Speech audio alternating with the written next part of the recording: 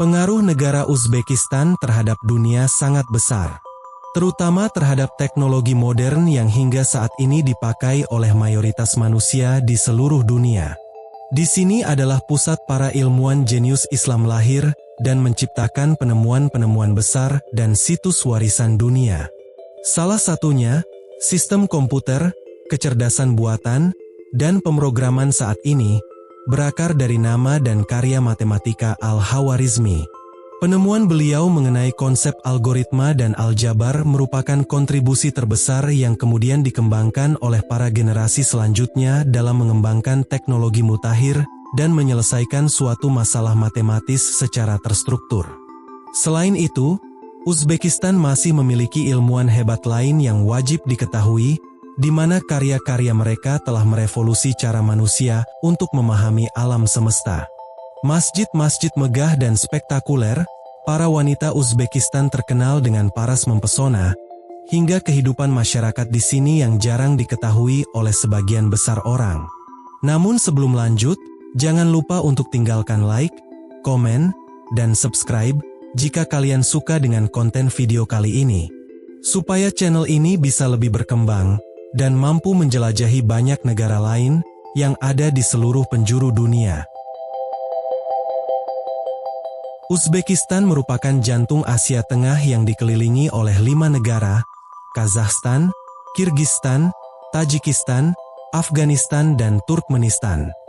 Posisi ini menjadi magnet bagi para negara tetangga yang menarik para cendekiawan untuk belajar dan mengajar di sana, termasuk menyerap ilmu dari para ulama jenius yang berasal langsung di tanah ini. Imam Al-Bukhari lahir di kota Bukhara dan membuat karya-karya besar di mana buku ini telah dipercaya di dunia Islam setelah Al-Quran. Sahih Al-Bukhari jadi landasan panduan cara sholat, berbisnis, hingga aturan hidup sehari-hari yang dipakai oleh miliaran umat muslim dari dulu hingga sekarang. Imam At-Tirmidzi lahir pada tahun 824 Masehi di kota Termes, di mana beliau merupakan murid utama Imam Al-Bukhari. Dengan kemampuan daya ingat fotografis yang luar biasa, At-Tirmidzi sanggup menghafal dan menyampaikan ulang puluhan hadis yang baru didengarnya tanpa kehilangan satu kata pun. Lahir di pemukiman di kota Samarkand, Imam Al-Maturidi memiliki nama lengkap Abu Mansur Muhammad bin Muhammad Al-Maturidi. Pemikiran beliau menjadi rujukan akidah resmi bagi mayoritas penganut mazhab fikih Hanafi di dunia, yang tersebar di Asia Tengah, Turki, Pakistan, India, Bangladesh, hingga wilayah Balkan. Selain itu, konsep ilmiah Imam Al-Maturidi dijadikan fondasi oleh lembaga-lembaga keislaman dunia untuk mengusung narasi Islam yang ramah terhadap sains, penalaran kritis, dan keberagaman pemikiran di era modern. Ibnu Sina adalah ilmuwan muslim yang sangat tersohor hingga saat ini dan menjadi bapak kedokteran dunia. Beliau lahir dekat kota Bukhara, Uzbekistan, lebih tepatnya pada wilayah Afshana di tahun 980 Masehi. Ibnu Sina jadi pionir yang mampu mengidentifikasi penyakit dapat menular melalui mikroorganisme udara dan air. Lanskap karya beliau sangat luar biasa banyak dan segala fondasi kurikulum Fakultas Kedokteran Ibnu Sina telah menjadi blueprint mengenai tata cara kerja dokter sampai sekarang. Masih banyak lagi para ulama-ulama hebat yang sangat berpengaruh pada masa kejayaan Islam di Uzbekistan. Kehebatan para ulama ini membuktikan bahwa Uzbekistan secara historis bukan sekadar lokasi lahirnya tokoh-tokoh besar, melainkan sebuah ekosistem keilmuan paling unggul dalam sejarah peradaban manusia.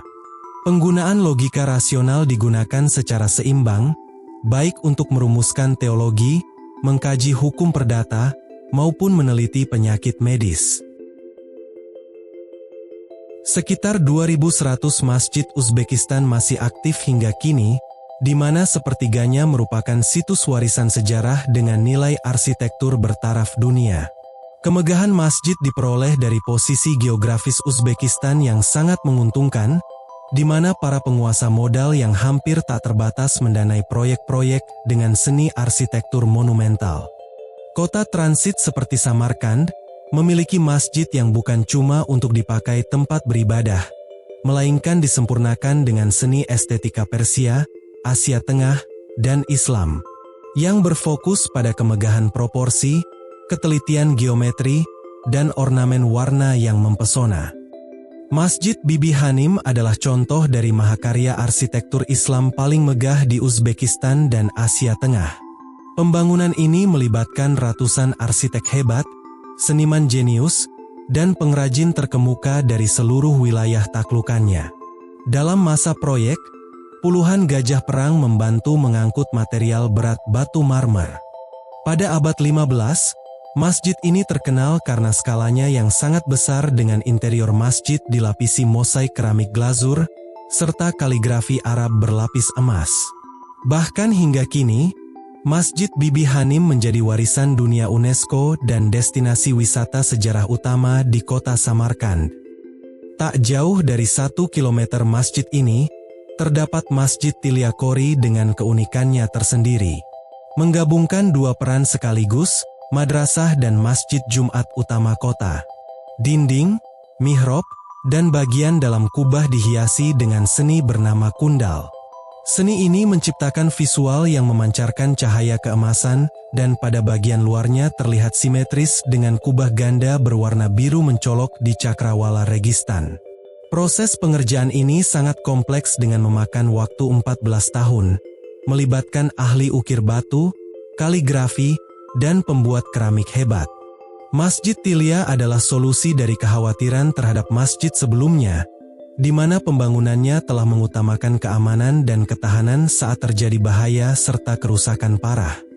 Di kota Bukhara, ada lanskap masjid yang mencerminkan perjalanan panjang sejarah dari era pra-Islam dan kejayaan jalur sutra.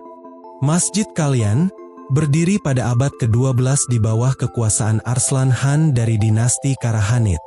Struktur masjidnya sangat megah dengan pembangunan ulang secara menyeluruh pada tahun 1514, di bawah naungan dinasti Syaibanid. Mengusung gaya tradisional Persia, namun dapat menampung lebih dari 10.000 jemaah sekaligus. Kemudian, visualnya didominasi ubin mosaik berwarna biru pirus dan kaligrafi Arab, menciptakan kontras yang begitu spektakuler, namun masih kental akan bangunan bata coklat khas gurun Asia Tengah. Masjid Kalyan jadi saksi nyata akan kebangkitan kembali peradaban Islam serta penegasan posisi Bukhara sebagai pusat kebudayaan dan keagamaan yang unggul di Asia Tengah. Satu lagi masjid di kota Bukhara dengan peninggalan sejarah yang monumental bernama Bolo House. Didirikan pada tahun 1712, masjid ini dahulu berfungsi sebagai masjid resmi tempat beribadah para emir Bukhara beserta keluarga istana. Setiap kali sholat Jumat hendak dilaksanakan, jalur dari gerbang benteng menuju masjid ini dilapisi karpet-karpet mewah untuk menyambut langkah sang penguasa. Keistimewaan arsitektur Masjid Bolo House terletak pada teras terbukanya yang disangga oleh 20 tiang kayu tinggi berukir sangat rumit. Tiang-tiang kayu setinggi 12 meter ini dihiasi seni ukiran halus serta pahatan mukarnas, atau lengkungan stalaktit kayu berpelitur warna-warni pada bagian kapitelnya. Dulunya, terdapat tantangan berat terhadap masjid ini di abad ke-20, dengan terjadinya penyebaran penyakit akibat kolam-kolam terbuka di sekitar area Masjid Bolo House. Sehingga, pemerintah Soviet memerintahkan penutupan massal kolam-kolam di seluruh kota. Kolam di depan masjid berhasil lolos dari penimbunan tanah setelah melalui negosiasi rumit. Hingga pada akhirnya, terjadi restorasi yang membutuhkan keahlian tinggi untuk membersihkan dan melapisi masjid tanpa menghilangkan keaslian elemen sejarahnya. Masjid Bolo House adalah simbol tentang mempertahankan bentuk fisik dan fungsi utamanya dalam tempat beribadah, di tengah dinamika zaman yang sempat berat dialami, kemudian bertahan melintasi ke era modern sekarang. Tashkent sebagai kota memelihara identitas historis dan keagamaan yang kuat, menyimpan berbagai warisan paling mendunia dan rumah bagi salah satu peninggalan paling sakral dalam sejarah Islam.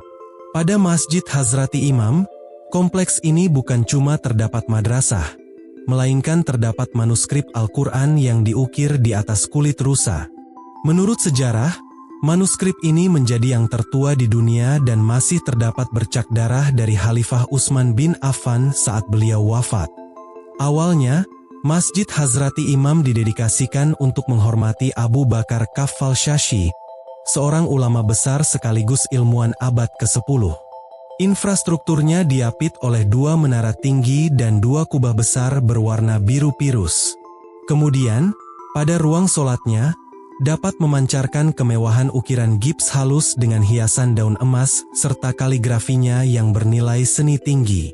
Keberadaan Masjid Hazrati Imam jadi sebuah jantung spiritual di kota Tashkent dengan kebudayaannya yang paling utama, serta masih melestarikan puluhan ribu manuskrip bersejarah yang bisa disaksikan oleh manusia hari ini. Tak jauh dari sini, berdiri Masjid Minor yang resmi dibuka pada 1 Oktober 2014. Namun, berbeda dengan mayoritas masjid bersejarah di Uzbekistan, yang identik dengan struktur batu bata coklat tanah, Masjid Minor tampil memukau dengan balutan marmer putih bersih di seluruh fasad eksteriornya. Sehingga, memancarkan aura kemurnian dan keagungan yang berkilau di bawah terik matahari. Meskipun usianya terbilang baru jika dibandingkan dengan situs-situs bersejarah di Bukhara atau Samarkand, Masjid Minor telah berkembang pesat menjadi salah satu pusat spiritual dan landmark budaya terpenting di ibu kota Uzbekistan. Gaya bangunan terbilang harmonis, memadukan tradisi seni hias klasik Asia Tengah dengan teknologi konstruksi modern. Selain berhasil menyatukan ruang publik spiritual, Masjid Minor menjadi lanskap perkotaan di Tashkent sekaligus landmark arsitektur baru yang menjadi kebanggaan warga Uzbekistan. Secara demografi, Uzbekistan diisi oleh populasi anak muda sekitar 60% dengan berusia rata-rata 30 tahun. Jumlah populasi berada di sekitar 38 juta jiwa. Meski begitu, warga Uzbekistan tetap menjaga keharmonisan tatanan masyarakatnya. Dengan kondisi perekonomian dan keterjangkauan biaya hidup yang luar biasa murah, dapat mensejahterakan seluruh lapisan warganya. Pada faktanya, mereka cenderung menyukai hal-hal yang bersifat ketenangan dalam ruang publik, kesederhanaan, serta penghormatan mendalam terhadap tradisi yang diwariskan melalui lintas generasi. Ini adalah gambaran ideal dari sebuah negara yang stabil. Hingga sekarang, Uzbekistan telah mengalami perubahan besar menuju sistem ekonomi modern melalui pasar terbuka dan kompetitif di kawasan Asia Tengah. Pemerintah berkonsentrasi pada pengembangan pariwisata sekaligus sektor industri demi memperoleh pendapatan nasional berkelanjutan.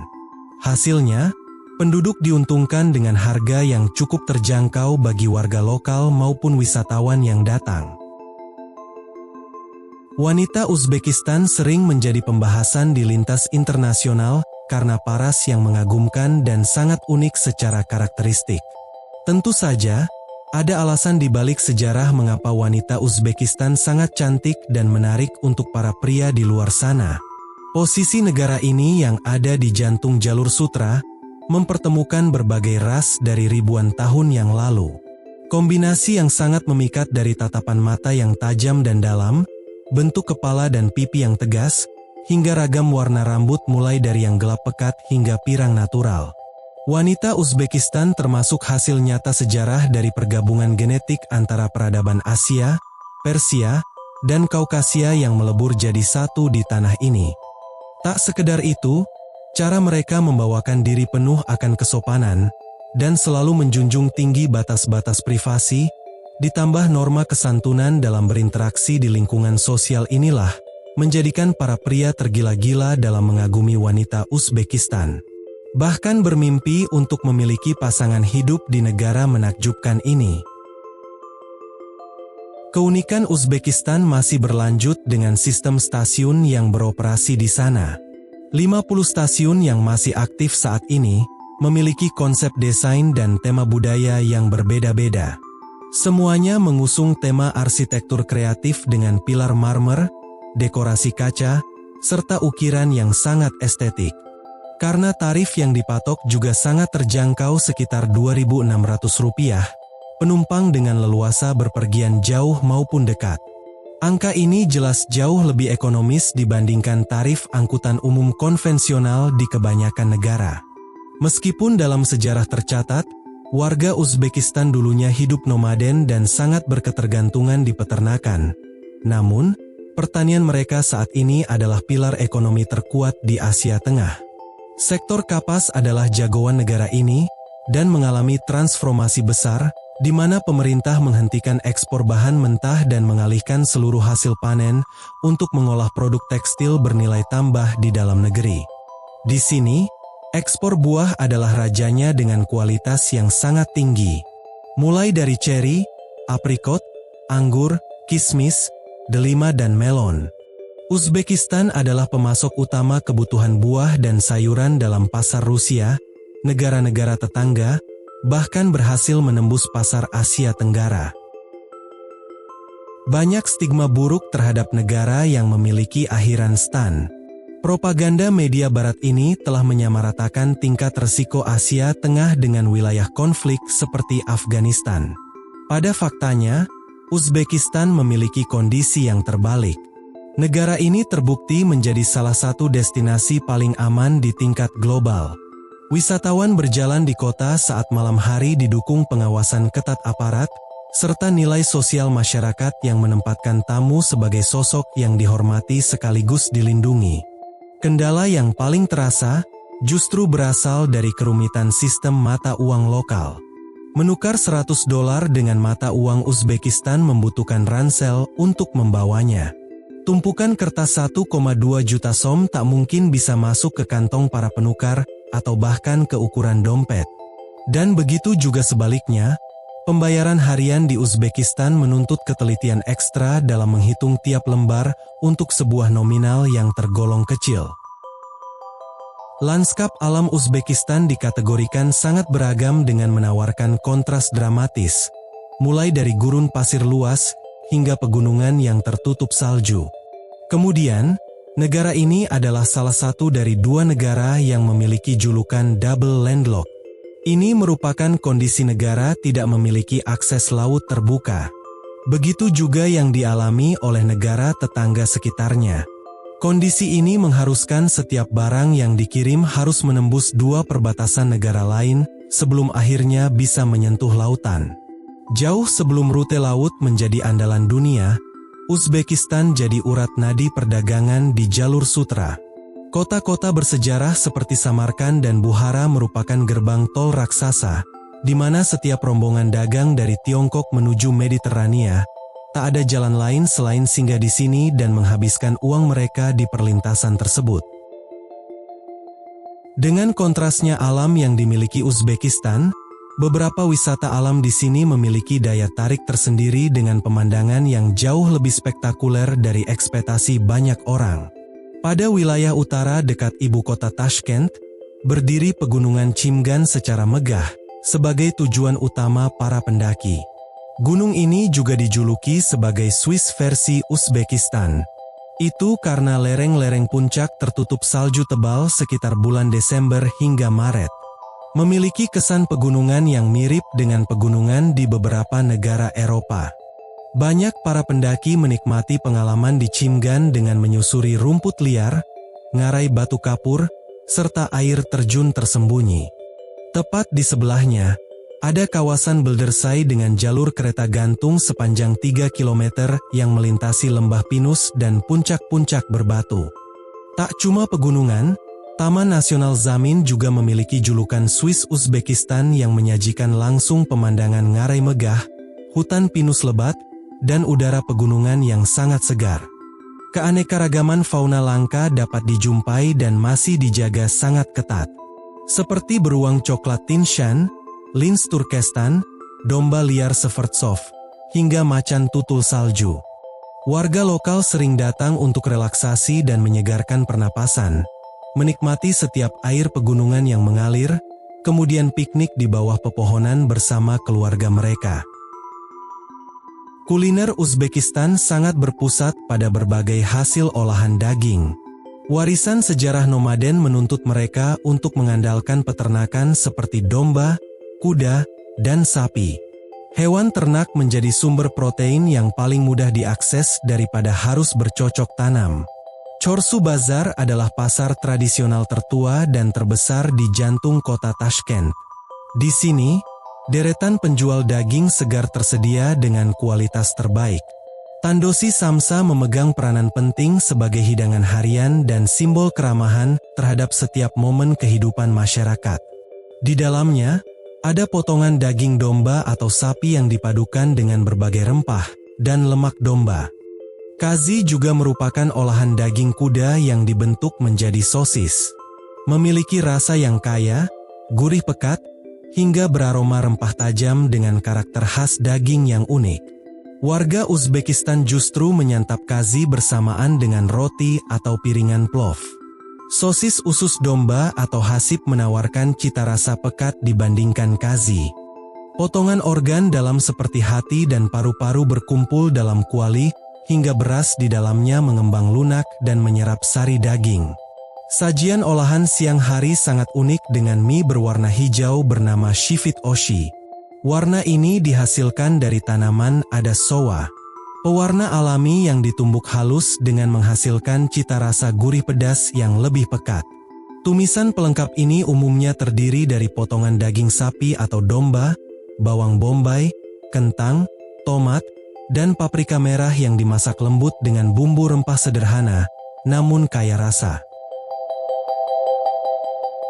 Sebagai tanah kelahiran orang-orang terhebat dan mengukir sejarah Islam, negara Uzbekistan adalah poros peradaban Asia Tengah yang memberi sumbangsih sangat besar.